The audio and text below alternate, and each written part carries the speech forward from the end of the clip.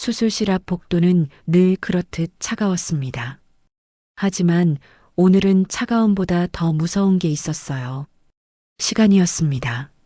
지은호는 벽에 붙은 시계를 한번 보고 휴대폰을 한번 봤습니다. 손끝이 자꾸 미끄러졌고 번호를 누르는 것도 어려웠습니다.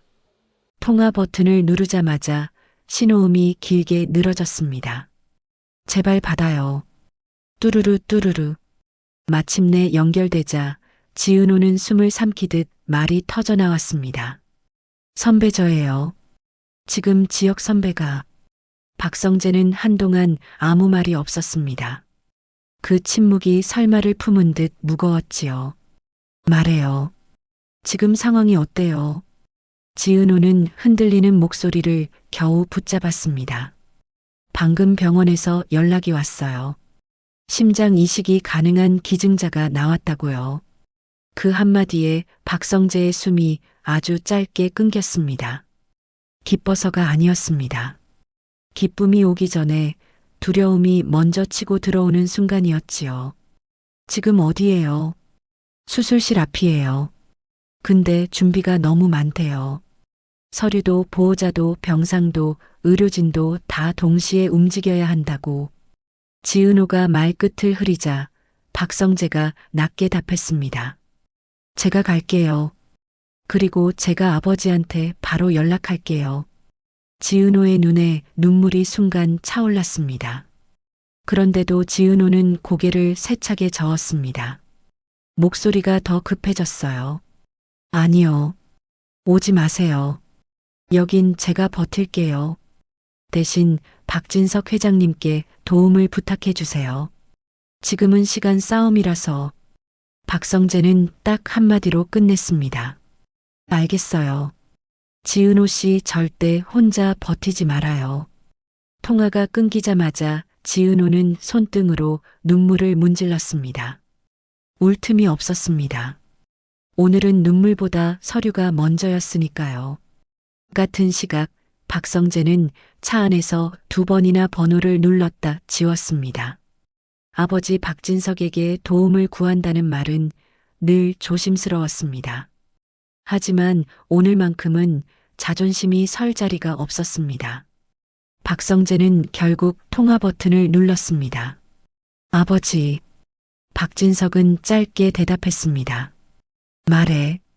그 한 글자가 이상하게도 든든했습니다. 박성재는 입술을 한번 깨물고 꺼냈습니다.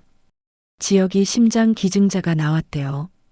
지금 바로 수술 들어가야 한대요. 박진석의 숨소리가 아주 잠깐 멈췄습니다. 그리고 그 다음 문장은 놀라울 만큼 단단했습니다. 병원 이름, 담당 교수, 코디네이터, 지금 문자로 보내. 박성재가 당황한 듯 말을 더 얹었습니다. 아버지 저는 순서를 건드리고 싶어서가 아니라. 박진석은 단호하게 잘랐습니다. 나도 안다. 그런 건 건드릴 수도 없고 건드려서도 안 돼. 그 다음 말이 박성재의 가슴을 더 세게 쳤습니다. 내가 할 일은 따로 있다. 절차를 막는 것들을 치우는 일, 그걸 내가 한다. 박성재의 눈이 붉어졌습니다. 왜 거기까지? 박진석은 한참 있다가 낮게 말했습니다. 내가 어릴 때 내가 어디서 밥을 먹고 정을 붙였는지 나는 안다. 그 집이 너를 사람으로 키웠다. 박성재는 숨을 들이켰습니다. 그 기억은 따뜻했지만 동시에 아팠습니다.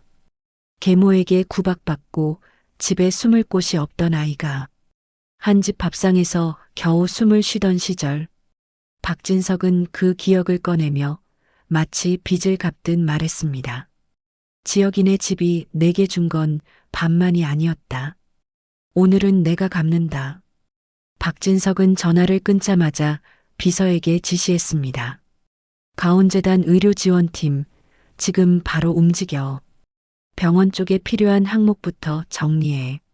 수술 들어가려면 보호자 동선, 검사 일정, 병상 배정, 간병 인력 전부 꼬인다. 비서가 조심스럽게 물었습니다. 회장님, 혹시 오해가 생길까봐. 박진석은 차갑게 답했습니다. 오해는 내가 감당한다. 대신 한 가지는 분명히 해.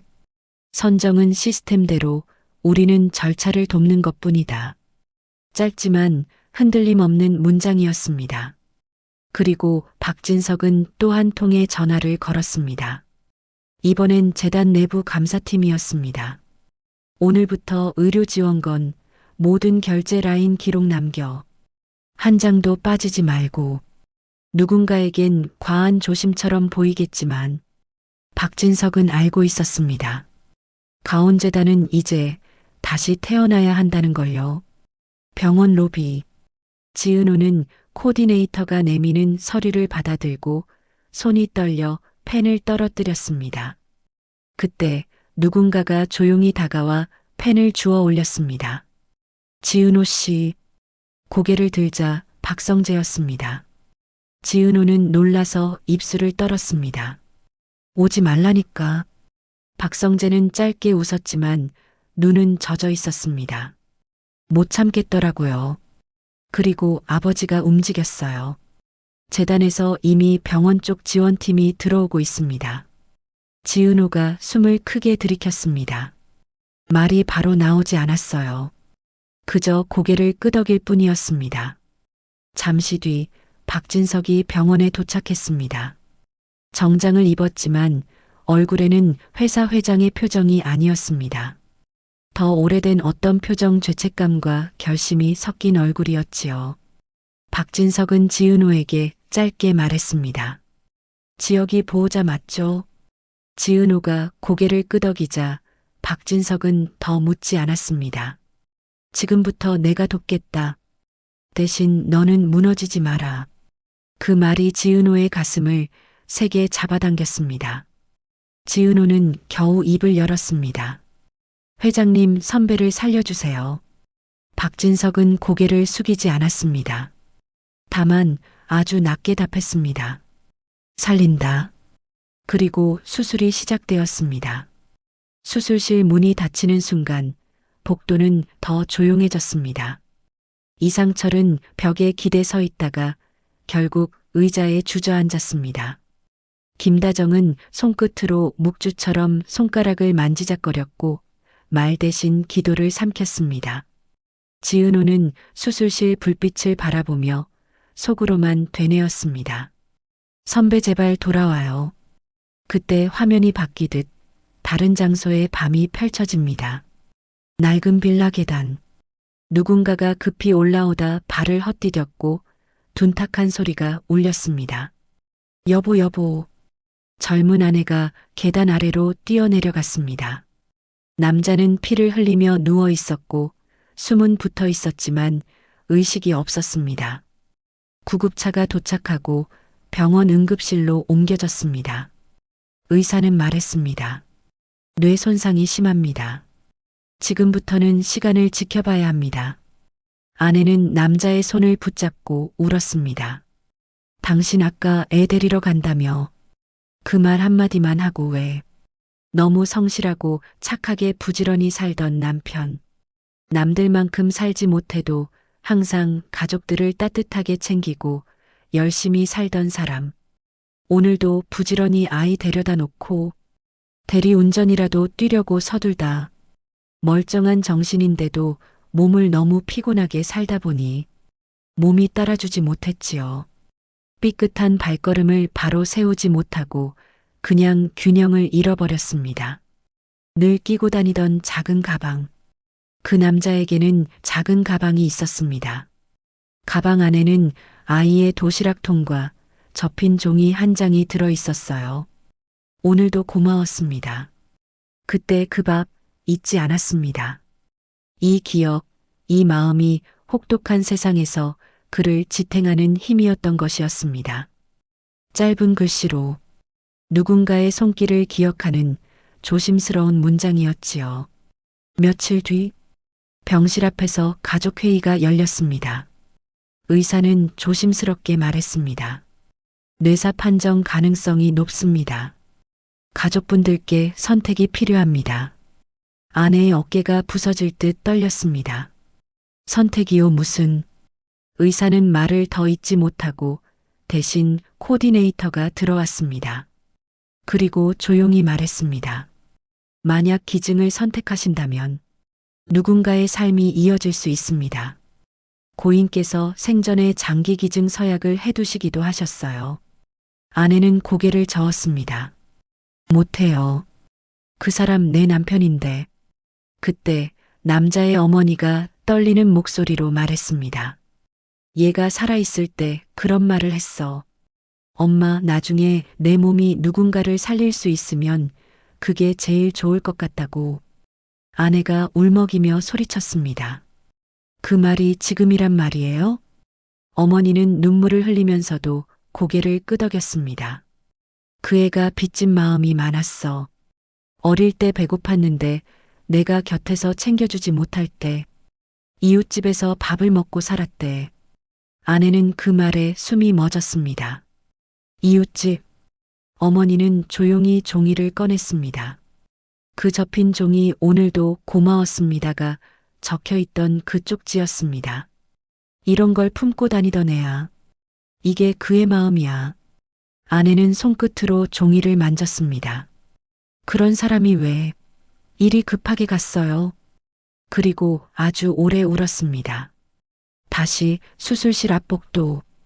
박성재는 커피 자판기 앞에서 서 있다가 커피를 뽑지 못했습니다. 손이 떨려 버튼이 눌리지 않았거든요. 그때 박진석이 옆에 섰습니다. 내가 지금 떨리는 건 겁이 나서가 아니다. 박성재는 고개를 돌렸습니다. 아버지죠. 지역이 살아도 죄책감이 들 것 같아요. 누군가는 죽어야 하잖아요. 박진석은 단호하지만 따뜻하게 말했습니다. 그건 죽어서 준 게 아니다. 그 사람은 끝까지 살려고 했을 거다. 다만 남은 시간이 누구에게 이어질지 선택했을 뿐이다. 박성재는 눈물을 삼켰습니다. 그 선택이 지역이면. 박진석은 아주 낮게 답했습니다. 그럼 우리는 그 삶을 함부로 쓰면 안 된다. 몇 시간 뒤 수술실 문이 열렸습니다. 의사가 나왔고 모두가 벌떡 일어섰습니다. 김다정은 손을 모은 채 숨도 쉬지 못했습니다. 의사는 마스크를 내리고 말했습니다. 수술은 일단 잘 끝났습니다. 지금부터는 회복이 관건입니다. 그 말에 누군가는 무너져 울었고 누군가는 웃다 울었습니다. 지은호는 그대로 주저앉았습니다. 살았다는 기쁨과 아직 끝나지 않았다는 두려움이 한꺼번에 밀려왔습니다. 의사는 마지막으로 덧붙였습니다. 그리고 기증자 가족이 익명으로 편지를 남겼습니다. 상태가 안정되면 전달할 수 있어요. 지은호는 고개를 들었습니다. 입술이 떨렸습니다. 편지요. 그 작은 단어가 오늘의 무게를 더 크게 만들었습니다. 지역은 살아났습니다. 하지만 그 심장은 어떤 사연을 품고 올까요? 그 질문이 남은 채 복도 불빛이 천천히 흔들렸습니다. 중환자실의 밤은 길었습니다. 시계가 움직이는 것 같지 않은데도 아침은 어김없이 왔습니다. 지역은 눈을 떴다가 다시 감았습니다. 목 안쪽은 칼로 그은 듯 아팠고 가슴은 누군가가 돌을 얹은 것처럼 무거웠습니다. 하지만 그 무게 속에서도 지역은 느꼈습니다. 심장이 뛰고 있다는 걸요. 이전과는 다른 박동이었습니다. 낯설지만 분명하고 강했습니다. 지은호는 유리창 너머로 지역을 바라보며 손끝으로 입을 막았습니다. 울면 안 된다는 걸 알면서도 눈물이 나왔습니다. 그때 간호사가 조용히 말했습니다. 보호자님, 지금부터는 회복이 시작이에요. 오늘은 좋은 날이 될 수도 있어요. 지은호는 고개를 끄덕이며 속삭이듯 대답했습니다. 네, 꼭 좋은 날로 만들게요. 박진석은 그날도 병원에 왔습니다. 눈에 띄지 않게 소리 없이. 하지만 병원 사람들은 알았습니다. 누가 시키지 않아도 필요한 것들이 정확히 들어오고 있다는 걸요. 간병 인력이 갑자기 안정됐고 검사 일정이 엉키지 않았고 보호자가 서류 때문에 쓰러질 일이 없었습니다. 박성재가 물었습니다. 아버지 왜 이렇게까지? 박진석은 대답 대신 창밖을 한참 보다가 말했습니다. 내가 너를 지킨다고 생각했는데 사실은 다른 사람들이 너를 지켜줬다. 박성재의 눈이 흔들렸습니다. 박진석은 이어 말했습니다. 나는 그 빚을 갚을 줄도 몰랐다. 그런데 이제 갚을 기회가 생겼다. 지역이 살아야 그 집도 너도 끝까지 따뜻해질 수 있다. 며칠 뒤 지역은 일반 병실로 옮겨졌습니다. 김다정은 지역의 손을 잡고 몇 번이나 확인했습니다. 따뜻하네. 우리 아들 따뜻하네. 이상철은 말을 못했습니다. 눈가만 빨갛게 젖었지요. 그 고지식한 아버지가 오늘만큼은 기도하는 사람처럼 보였습니다. 지환이 병실 문을 열고 들어와 한참 서 있다가 툭 내뱉었습니다. 형, 살아줘서 고맙다. 그 한마디가 지환의 모든 마음이었습니다. 수빈은 성재와 함께 병실에 들어왔습니다. 수빈은 억지로 웃다가 결국 울었습니다. 오빠, 다행이야 진짜. 지역은 힘겹게 고개를 끄덕였습니다. 그리고 지은호를 봤습니다. 지은호는 웃고 있었지만 눈은 울고 있었습니다. 지역이 아주 작게 숨처럼 말했습니다. 나 살아있네. 지은호는 울면서도 고개를 끄덕였습니다. 네, 살아있어요. 그리고 이제 선배는 혼자 아니에요. 그날 밤 박진석은 병원 상담실로 지은호와 성재를 불렀습니다. 그리고 아주 조심스럽게 서류 봉투 하나를 꺼냈습니다. 기증자 가족이 남긴 편지다. 익명이다. 이름도 주소도 없다. 지은호의 손끝이 떨렸습니다. 성재도 숨을 삼켰습니다. 박진석은 봉투를 바라보며 말했습니다. 우리가 할 수 있는 건 하나다. 이 마음을 함부로 쓰지 않는 것. 지은호가 봉투를 열었습니다. 종이에서 잉크 냄새가 희미하게 났습니다. 그리고 글씨가 또박또박 적혀 있었습니다. 안녕하세요. 이 편지를 쓰는 저는 남편을 보낸 사람입니다. 남편은 사고를 당했고 끝내 돌아오지 못했습니다. 지은호가 입술을 떨었습니다. 남편은 평범한 사람이었습니다. 큰 돈을 벌지도 못했고 대단한 일을 해낸 사람도 아니었습니다. 하지만 남편은 늘 말했습니다. 내가 살아있는 동안 받은 따뜻함이 있다. 언젠가 갚고 싶다. 지은호가 고개를 들었습니다. 박성재의 얼굴이 굳어 있었습니다. 이미 무엇인가를 느낀 듯 했지요. 편지는 이어졌습니다. 남편은 오래전 아주 힘든 시절이 있었다고 했습니다. 집이 차갑고 밥이 없는 날들이 있었다고요. 그때 누군가가 밥을 줬다고 했습니다. 이름도 모르는 집인데 거기서 먹은 밥 한 그릇이 자기 인생을 버티게 했다고요. 박성재의 눈이 흔들렸습니다. 그 대목은 자기와 너무 닮아 있었습니다. 지은호는 계속 읽었습니다. 남편은 그 밥 한 그릇을 잊지 못했습니다. 그래서 늘 누군가에게 친절하려고 했습니다. 세상이 자기를 버려도 자기는 세상을 버리지 않겠다고 했습니다. 지은호는 손으로 입을 막았습니다. 기증자는 누구인지 모르지만 그 마음은 너무 선명했습니다. 그리고 편지의 마지막 문장이 나왔습니다. 저는 남편을 보내며 단 하나만 바랍니다. 남편의 심장이 누군가에게 간다면 그 사람은 오래오래 살아주셨으면 합니다. 살아서 사랑해 주셨으면 합니다. 그리고 가능하다면 한 번쯤 누군가에게 밥 한 끼를 따뜻하게 내어주셨으면 합니다. 그걸로 우리 가족은 괜찮습니다.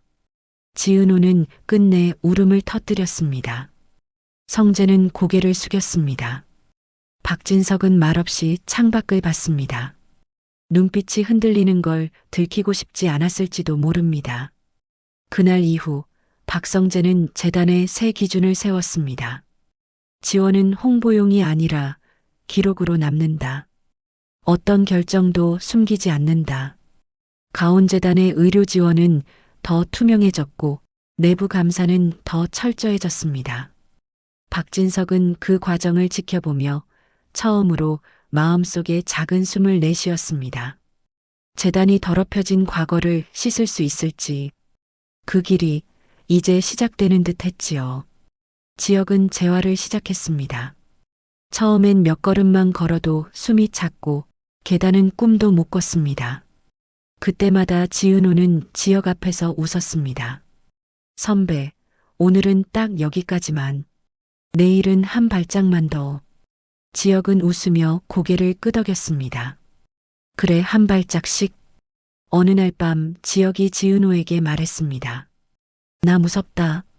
지은호가 지역 손을 잡았습니다. 저도 무서워요. 근데 같이 무서우면 덜 무섭더라고요. 지역은 한참 있다가 아주 조용히 말했습니다. 살아서 하고 싶은 게 생겼다. 지은호가 눈을 깜빡였습니다. 뭔데요? 지역은 잠깐 숨을 고르고 진심을 꺼냈습니다. 너랑 미래를 만들고 싶다. 그 말에 지은호의 눈이 붉어졌습니다. 지은호는 웃으면서 고개를 끄덕였습니다. 그럼 만들어요. 선배가 숨 쉬는 만큼 우리도 같이 가요. 며칠 뒤 병실에 작은 밥상이 차려졌습니다. 이상철이 가져온 도시락, 김다정이 만든 미역국, 수빈이 싸온 과일, 지환이 가져온 따뜻한 죽. 박성재도 왔습니다. 그리고 수빈이 옆에 앉았습니다. 지역이 말했습니다. 성재야, 고맙다. 박성재는 고개를 저었습니다. 내가 한 건 별거 없어. 그냥 아버지가 빚 갚는 마음으로 움직였고 나는 그 옆에 있었을 뿐이야. 지역은 잠깐 멈췄다가 말했습니다. 그 옆에 있어준 것도 큰 거다. 그 말에 박성재의 눈이 젖었습니다. 수빈은 성재의 손을 살짝 잡았습니다. 성재는 손끝을 꼭 쥐어줬지요. 그 둘은 말이 없어도 충분했습니다. 그날 밤 성재는 수빈에게 조용히 말했습니다. 나 이제는 지키고 싶은 집이 있다. 수빈이 웃었습니다. 그 집이 나예요? 성재는 잠깐 멈칫하다가 진짜로 고백했습니다. 너도 우리도 그리고 아버지도. 수빈은 눈물이 맺힌 채 고개를 끄덕였습니다. 그럼 천천히 가요. 급하게 안 가도 돼요. 우리는 도망칠 이유가 없으니까. 시간이 지나 지역은 퇴원을 앞두게 됩니다. 퇴원 전날 박진석이 병실로 들어왔습니다. 지역은 몸을 일으키려 했지만 박진석이 손으로 막았습니다. 가만히 있어. 박진석은 잠깐 주저하다가 아주 낮게 말했습니다. 내가 살아서 다행이다. 지역이 조용히 고개를 숙였습니다. 회장님, 저 빚진 게 많습니다. 박진석은 고개를 저었습니다. 빚이라고 생각하지 마라. 대신 살면서 갚아라. 지역이 조용히 물었습니다. 어떻게요? 박진석은 아주 짧게 답했습니다. 따뜻하게. 퇴원 날 병원 문을 나서는 순간 바람이 불었습니다. 지역은 숨을 크게 들이마셨습니다. 공기가 아팠고 동시에 눈부셨습니다. 지은호가 지역 옆에 섰습니다. 선배, 밖 공기 어때요? 지역은 웃었습니다. 살아있는 냄새가 난다. 지은호는 울다가 웃었습니다. 그럼 우리 진짜 살아봐요. 그때 뉴스 화면이 짧게 스쳐갑니다. 고성이는 철창 안에서 TV를 보고 있었습니다. 자신이 벌인 일들이 하나씩 정리되어 나오는 자막. 이제는 누구도 그녀를 두려워하지 않았습니다. 돈도 힘도 거짓말도 철창 안에서는 아무것도 아니었으니까요. 고성이는 이를 악물고 화면을 노려봤지만 그 눈동자에는 처음으로 끝이 담겨 있었습니다. 그리고 몇 달 뒤 지역은 작은 반지를 꺼냈습니다. 화려한 반지는 아니었습니다. 하지만 그 반지는 살아있음의 약속이었습니다. 지혁은 지은호에게 말했습니다. 나 늦었지. 지은호는 웃었습니다. 안 늦었어요. 살아왔잖아요. 지혁이 조용히 손을 내밀었습니다. 지은호, 나랑 같이 살래. 지은호는 울면서도 고개를 끄덕였습니다. 네, 같이 살아요. 마지막 장면은 따뜻한 식탁입니다. 이상철이 국을 뜨고 김다정이 밥을 퍼고 지환이 투덜대며 젓가락을 놓고 수빈이 웃고 성재가 조용히 숟가락을 듭니다. 박진석도 그 자리에 있습니다. 낯설지만 이상하게 편안한 얼굴로요. 그리고 지혁이 말합니다. 오늘 밥이 진짜 맛있네요. 그 한마디에 모두가 잠깐 멈춥니다. 기증자 편지의 마지막 문장이 떠올랐기 때문입니다. 한 번쯤 누군가에게 밥 한 끼를 따뜻하게 내어주세요. 이 집은 오늘 그 말을 지켰습니다. 그리고 내일도 지킬 겁니다. 박진석은 결국 마이크를 내려놓았습니다. 경영 일선에서 물러난다는 말은 겉보기엔 정리였지만 그날의 박진석에게는 고백에 가까웠습니다. 성공한 회장으로 살았지만 가족 앞에서는 늘 늦었고 늘 서툴렀다는 걸 이제야 제대로 알게 된 얼굴이었거든요. 그날 이사회가 끝난 뒤 박진석은 한동안 회사 로비에 혼자 서 있었습니다. 유리창에 비친 자기 얼굴이 낯설었습니다. 돈으로는 지킬 수 없는 것들을 너무 오래 놓치고 살았다는 걸 깨닫는 순간이었죠. 그리고 그 다음 날 박진석은 박성재를 불렀습니다. 성재가 들어오자 박진석은 서류 한 장을 앞으로 밀었습니다. 법적인 승계 문서가 아니라 훨씬 단순한 원칙이 적힌 종이었습니다. 회사 내가 맡아라. 성재의 손끝이 떨렸습니다. 이미 발표로 알고 있었지만 막상 아버지 입으로 들으니 무게가 달랐습니다. 아버지, 저는 아직... 박진석이 고개를 저었습니다. 내가 완벽해서 맡기는 게 아니다.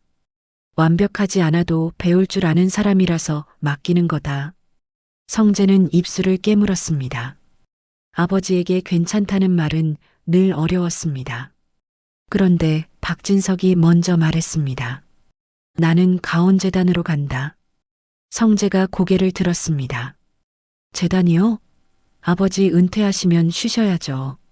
박진석이 잠깐 웃었습니다. 그 웃음이 이상하게 쓸쓸했습니다.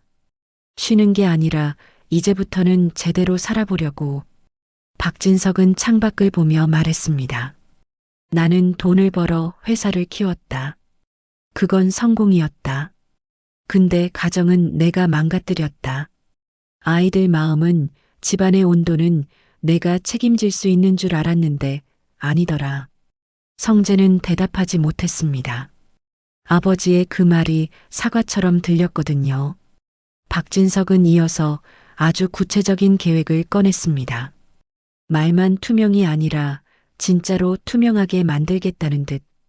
가온재단은 앞으로 모든 지원과 지출을 공개한다. 외부감사 라인 상시로 돌리고 의료 지원은 심사위원회를 분리한다. 누가 봐도 흔들리지 않게 시스템으로 만든다. 성재가 조심스럽게 물었습니다. 왜 그렇게까지? 박진석이 답했습니다. 내가 그동안 재단을 방패처럼 쓴 사람들을 방치했으니까. 이제는 그 죄까지 내가 정리하고 가야 한다. 그리고 박진석은 마지막을 이렇게 맺었습니다. 가온재단은 돈의 통로가 아니라 사람을 살리는 길이 되어야 한다. 그 말은 선언이자 다짐이었습니다. 그리고 동시에 지역을 살린 심장, 그 따뜻한 밥 한 끼의 이야기와도 닿아 있었죠. 재단이 바뀌기 시작하자 박진석이 가장 먼저 손댄 건 정상적인 가정을 세우는 일이었습니다. 돈으로 만든 성과가 아니라 사람이 살아갈 기반을 만드는 사업이었어요. 한부모 가정, 위기 청소년, 보호 종료 청년. 그리고 심장병 환자들을 위한 장기 치료 지원과 재활 복귀 프로그램까지 단순 기부가 아니라 지속을 중심으로 설계했습니다. 박진석은 회의에서 늘 같은 말을 반복했습니다. 오늘 우리가 도와준 사람이 내일 다시 무너진다면 우리는 실패한 거다. 한 번의 지원이 아니라 삶을 세우는 구조를 만들어라. 그 말을 들을 때마다 사람들은 깨달았습니다. 박진석은 착한 척하는 게 아니라 늦게 찾아온 후회를 일로 갚으려는 중이라는 걸요. 그리고 어느 날 박진석은 조용히 직원들에게 도시락을 돌리게 했습니다. 거창한 행사도 사진도 없었습니다. 밥은 꼭 챙겨 먹어. 사람은 밥이 있어야 버틴다. 그 말이 이상하게 마음에 박혔습니다. 그가 예전엔 하지 않던 말이었거든요. 한편 박영란은 작업실 창문을 열었습니다. 이제는 도망치듯 가출하는 아이가 아니었습니다. 자기 이야기를 끝까지 책임지는 작가의 얼굴이었습니다. 영란은 웹툰 한 편을 끝냈습니다. 제목은 화려하지 않았습니다. 밥 한 끼. 사람들은 처음엔 몰랐습니다. 그 웹툰이 박영나 자신의 삶을 정리하는 작업이라는 거요. 이야기 속 주인공은 돈 많은 집에 살지만 늘 굶주린 아이였습니다. 밥이 없어서가 아니라 마음을 먹을 곳이 없어서 굶는 아이요. 그리고 어느 날 그 아이가 숨을 돌릴 수 있었던 건 어떤 집 밥상에서 받은 따뜻한 밥 한 그릇 때문이었습니다. 연재가 끝난 날 댓글이 폭발했습니다. 이거 그냥 드라마가 아니네요. 눈물 나요. 나도 누군가에게 그런 밥이었나 생각하게 되네요. 진짜 사이다는 복수보다 사람이 되는 거구나. 영란은 화면을 한참 보다가 조용히 눈을 닦았습니다. 그때 이지환이 작업실 문을 두드렸습니다. 끝났어? 영란은 고개를 끄덕였습니다. 응, 끝냈어. 지환은 말없이 영라 옆에 앉았습니다. 그리고 오래 망설이다가 툭 말했습니다. 너 잘했다. 영란은 피식 웃었습니다. 칭찬이 그렇게 어렵냐? 지환도 웃었습니다. 둘의 웃음은 예전의 날카로운 웃음이 아니었습니다. 서로를 상처내지 않으려고 조심하는 웃음이었죠. 영란은 천천히 말을 꺼냈습니다. 나 이제 도망 안 갈 거야. 내가 만든 이야기도 내 사람도 내가 지킬래. 지환은 고개를 끄덕였습니다. 나도. 이제는 누구 뒤에서 숨는 거 그만할래. 둘은 약속을 크게 하지 않았습니다. 대신 아주 사소한 약속 하나만 했어요. 밥 먹자. 그 말 하나로도 충분했습니다. 이 두 사람에게는 함께 밥 먹는 관계가 가장 단단한 사랑이었으니까요. 그리고 고성이 철창 안에서의 시간은 길었습니다. 돈으로 시간을 사던 사람이 이제는 시간에 갇혀 사는 사람이 되었습니다. 처음엔 분노였고 그 다음은 억울함이었고 마지막엔 공허함이었습니다. 출소 날 고성이는 작은 비닐 가방 하나를 들고 밖으로 나왔습니다. 누구도 마중 나오지 않았습니다. 그게 가장 아팠죠. 하지만 고성이는 울지 않았습니다. 울면 또 피해자가 될 것 같아서요. 고성이는 화려한 동네를 피해 아주 작은 골목으로 들어갔습니다. 그리고 아주 작은 분식집을 열었습니다. 간판은 촌스러웠습니다. 성인의 분식. 처음엔 손님이 없었습니다. 사람들은 고성이가 누구였는지 몰라도 그녀 스스로가 사람들 앞에 서는 게 두려웠거든요. 그래도 고성이는 매일 아침 국물을 끓였습니다. 멸치와 다시마를 넣고 오래 끓이고 국물이 맑아질 때까지 기다렸습니다. 그 과정이 이상하게 마음을 가라앉혔습니다. 예전엔 돈이 들어오는 속도를 계산했는데 지금은 국물이 우러나는 시간을 기다렸습니다. 어느 날 비 오는 저녁, 교복을 입은 아이가 문 앞에서 망설였습니다. 여기 얼마예요? 고성이가 대답했습니다. 라면은 3,000원, 떡볶이는 4,500원. 아이의 주머니가 얇아 보였습니다. 고성이는 잠깐 망설이다가 말했습니다. 라면에 떡 조금 넣어줄까? 비 오니까 따뜻하게 먹어. 아이의 눈이 동그래졌습니다. 그럼 저 돈 더 내야. 고성이가 고개를 저었습니다. 아니, 그냥 먹어. 그 말이 나오자 고성이는 자기 자신도 놀랐습니다. 예전에 고성이라면 절대 못했을 말이었거든요. 돈이 줄어드는 게 아니라 마음이 따뜻해지는 게 더 크게 느껴졌습니다. 그날 밤 고성이는 분식집 불을 끄고 혼자 앉아 있었습니다. 내가 이런 걸 하네. 웃음이 나왔고 그 웃음이 눈물로 바뀌었습니다. 화려했던 시절 고성이는 늘 쫓겼습니다. 들킬까봐, 뺏길까봐, 무너질까봐. 그렇게 부유했는데도 한 번도 편안하지 않았습니다. 그런데 지금은 초라해도 이상하게 숨이 쉬어졌습니다. 그저 하루 벌어 하루 살 뿐인데 마음이 덜 무거웠습니다. 고성이는 그때 처음으로 알았습니다. 자기가 원했던 건 돈이 아니라 사실은 평안이었을지도 모른다는 걸요. 물론 고성이는 용서를 받을 생각은 하지 못했습니다. 지은호 앞에도, 박진석 앞에도, 아이들 앞에도 차마 나설 수 없었습니다. 대신 고성이는 사회의 약한 곳에서 조용히 빚을 갚기로 했습니다. 할머니들이 오면 김밥을 2줄 더 말아주고, 돈이 모자란 아이가 오면 계란 하나를 얹어주고, 퇴근길 경비 아저씨에게 따뜻한 국물을 내어주는 식으로요. 아무도 몰랐습니다. 그 작은 따뜻함이 고성이에게는 살면서 처음 해보는 진짜 사과였다는 걸요. 그리고 미국. 한우진은 결국 MBA 과정을 마쳤습니다. 예전에 우진이라면 실패가 두려워 도망쳤겠지만 미국에서의 시간은 우진을 조금씩 단단하게 만들었습니다. 우진은 큰 회사에 취업했습니다. 처음 월급을 받던 날 우진은 혼자 앉아 오래 생각했습니다. 내가 내 힘으로 돈을 벌었네. 그 사실이 너무 낯설고 동시에 너무 감사했습니다. 우진은 한국으로 돌아올 이유를 오래 미뤄왔습니다. 하지만 어느 날 메일 한 통을 받았습니다.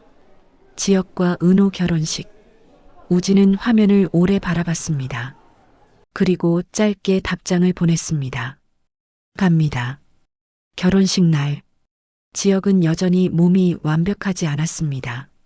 하지만 눈빛은 살아있었습니다. 살아보겠다는 눈빛. 그 눈빛 옆에 지은호가 서 있었습니다. 지은호는 드레스를 입고도 눈물부터 났습니다. 선배 진짜 여기까지 왔네요. 지역은 조용히 웃었습니다. 너 덕분이지. 두 사람은 서로의 손을 꼭 잡았습니다. 이건 약속이었습니다. 심장이 뛰는 만큼 같이 살겠다는 약속. 하객들 사이에서 박진석이 조용히 앉아 있었습니다. 수빈의 손을 잡고 있었고 영란은 지왕과 나란히 서 있었습니다. 이상철은 눈을 자꾸 닦았고 김다정은 우리 아들이라는 말을 몇 번이나 삼켰습니다. 정순이는 지은호를 보며 웃다가 울었습니다. 지강호는 그런 엄마 옆에서 조용히 등을 두드렸습니다. 그렇게 각자의 방식으로 가족이 다시 이어지고 있었습니다. 결혼식이 끝나고 우진이 늦게 도착했습니다. 우진은 꽃다발을 들고 서 있다가 지역을 보자마자 말했습니다. 형 축하해요. 그리고 살아줘서 고마워요. 지역이 우진을 끌어안았습니다. 너도 잘 왔다. 우진은 지은호에게도 인사를 했습니다. 은호야 진짜 고생 많았어. 지은호는 웃으며 고개를 끄덕였습니다. 이제는 고생 끝. 우리 이제 잘 살 거야. 우진은 그 말을 듣고 눈을 잠깐 감았습니다. 그게 얼마나 간절한 말인지 알았거든요. 결혼식 뒤 우진은 조용히 박진석을 찾아갔습니다. 박진석은 우진을 보자마자 아주 짧게 물었습니다. 잘 지냈냐? 우진은 대답했습니다. 네. 이제는 제가 제 인생을 살아요. 박진석은 고개를 끄덕였고 그 눈빛이 잠깐 흔들렸습니다. 말은 없었지만 그게 박진석의 방식이었습니다. 우진은 망설이다가 말했습니다. 저 한 군데 가보고 싶어요. 박진석이 묻지 않아도 우진의 목적지는 정해져 있었습니다. 밤 작은 골목. 성인의 분식 불빛이 켜져 있었습니다. 비싸지도 화려하지도 않은 가게였지만 창문에 김이 서려 있었고 안에는 국물 냄새가 났습니다. 우진은 문 앞에서 멈췄습니다. 숨이 목에 걸렸습니다. 그리고 문을 열고 들어가자 고성이가 고개를 들었습니다. 고성이는 순간 굳었습니다. 국자를 들고 있던 손이 멈췄습니다. 우진은 그 자리에서 도망치지 않았습니다. 그게 예전과 달랐습니다. 우진은 조용히 말했습니다. 떡볶이 하나요. 그리고 김밥도요. 고성이의 눈에 물기가 맺혔습니다. 그렇지만 고성이는 울지 않으려고 애썼습니다. 대신 주방으로 돌아섰습니다. 그래, 잠깐만. 고성이는 떡볶이를 볶으며 숨을 크게 들이쉬었습니다. 손이 떨렸지만 멈추지 않았습니다. 잠시 뒤 고성이는 접시를 내놓았습니다. 김이 모락모락 올라왔습니다. 우진은 한 입을 먹고 조용히 말했습니다. 맛있네요. 그 한마디에 고성이의 입술이 떨렸습니다. 예전엔 돈으로 들었던 말이 아니라 진짜 밥으로 듣는 말이었으니까요. 우진은 고개를 숙인 채 덧붙였습니다. 저 미국 가기 전에요. 나쁜 짓도 많이 했고 도망도 많이 쳤어요. 근데 이제는 안 그러려고요. 고성이는 대답하지 못했습니다. 그저 고개만 끄덕였습니다. 우진이 마지막으로 말했습니다. 엄마, 저는 잘 살게요. 고성이의 눈에서 눈물이 한 방울 떨어졌습니다. 그리고 그 눈물은 예전처럼 돈을 잃어서가 아니었습니다. 처음으로 사람이 사람에게 주는 온기 때문에 흘린 눈물이었습니다. 고성이는 아주 작게 말했습니다. 그래, 고맙다. 그 말이 사과인지 축복인지 다짐인지 구분은 필요 없었습니다. 밖으로 나와 우진이 골목을 걸을 때 지역과 은호의 결혼식장에서 들었던 문장이 떠올랐습니다. 한 번쯤 누군가에게 밥 한 끼를 따뜻하게 내어주세요. 어쩌면 이 드라마의 결말은 거대한 복수나 폭로가 아니라 이렇게 작은 밥상에서 시작되는 걸지도 몰랐습니다. 화려했던 날들은 끝났습니다. 하지만 이제부터는 진짜 화려한 날들이 시작됩니다. 그건 돈이 아니라 마음이 만든 날들이니까요. 지금까지 시청해 주셔서 감사합니다. 화려한 날들의 가족들이 진정한 화려한 날들을 맞이하게 되어 기쁩니다.